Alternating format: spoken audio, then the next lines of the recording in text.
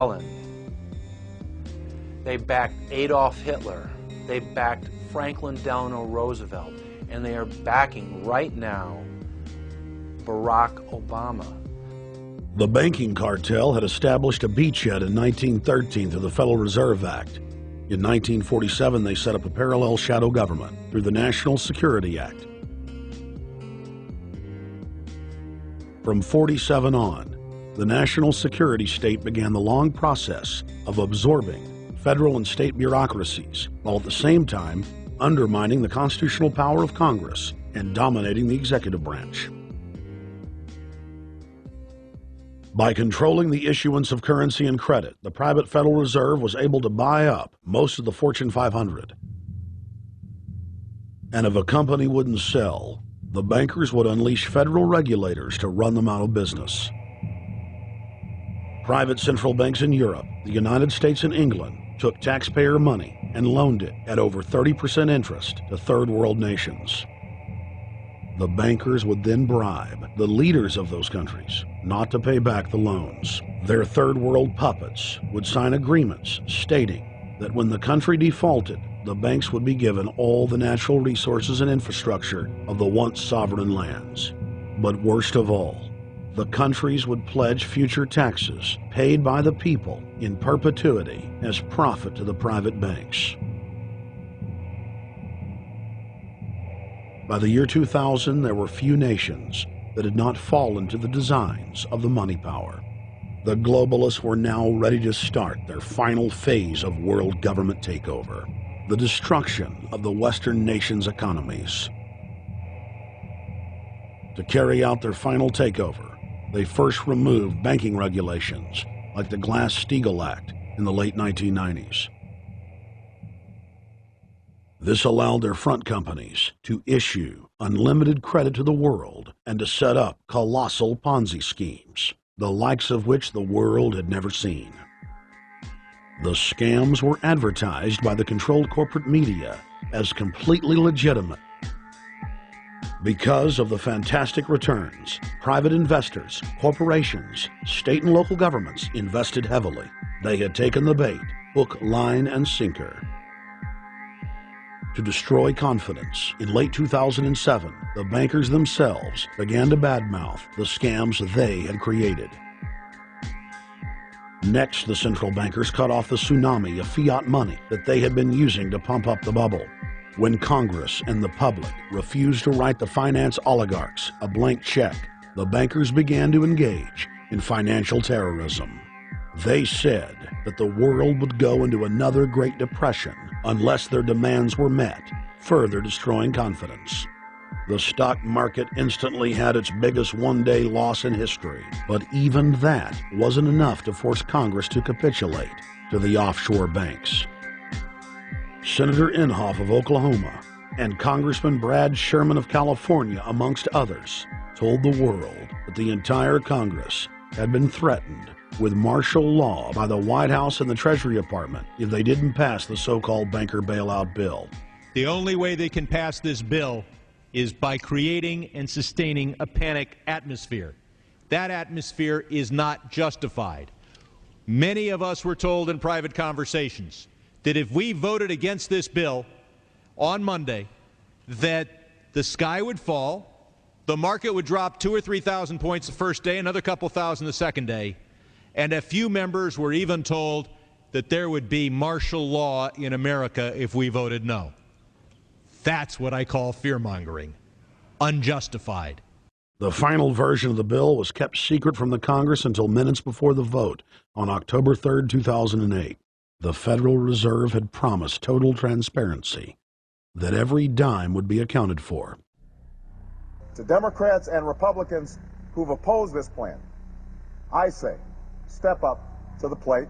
Let's do what's right for the country at this time, because the time to act is now, to prevent the possibility of a crisis turning into a catastrophe. After its passage, the public learned with horror that the bill was really a financial coup d'etat by Wall Street. The bill didn't just give $700 billion to the banks. It was a blank check. And as of February 2009, 9.7 trillion has disappeared into a black hole. Within 24 hours of its passage, Secretary of Treasury Henry Paulson said they were no longer going to use the money to unfreeze the mortgage market by buying bad debt. We went to Congress. Illiquid assets look like the way to go. As the situation worsened, the facts change. I will never apologize for changing an approach or strategy when the facts change. Paulson has, in the meantime, admitted that the subprime mortgage crisis is not the cause, really, of the breakdown of the entire world banking system and the bankruptcy of most of the banks in London and in Wall Street. He said, oh, we're going to buy up toxic assets, but we're not going to worry about subprime mortgages. What he's talking about is derivatives. Derivatives are the center of the crisis. He went on to say that where the money was going was a secret. I believe that banking institutions are more dangerous to our liberties than standing armies. If the American people ever allow private banks to control the issuance of their currency, first by inflation, then by deflation, the banks and corporations that will grow up around the banks will deprive the people of all property until their children wake up homeless on the continent their fathers conquered. The issuing power should be taken from the banks and restored to the people, to whom it properly belongs. Thomas Jefferson, 3rd President of the United States. Secretary Paulson came in with the Vice President and Fed Chairman Bernanke and made all these assurances that there was absolutely a critical, immediate need to get rid of the corrosive derivative products, all the different names for this, ubiquitous, sub-S retraded credit default swap, blah, blah, blah, blah. Okay? But they talked about them as though they knew what the hell they were. You got the money and you immediately said, what items, what auction? Now, the Treasury just basically cut that out of the bill. And what we have here is a situation where banks are hoarding the money that they're getting from the TARP. They're using the money to purchase other banks. And all of a sudden, the Treasury sent a signal to the banks, forget about it. We're going to give you the money that you want, and you do what you want with it. Unless you direct it specifically, it's not going to happen. I don't think anyone questions, Mr. Kashkari, that you're working hard. Our question is who you're working for. Throughout its passage, President Bush and Senator Obama worked in tandem to get Congress to pass the bill, without even having time to read it, despite the fact that in major polls, 98% of the American people were against the bill.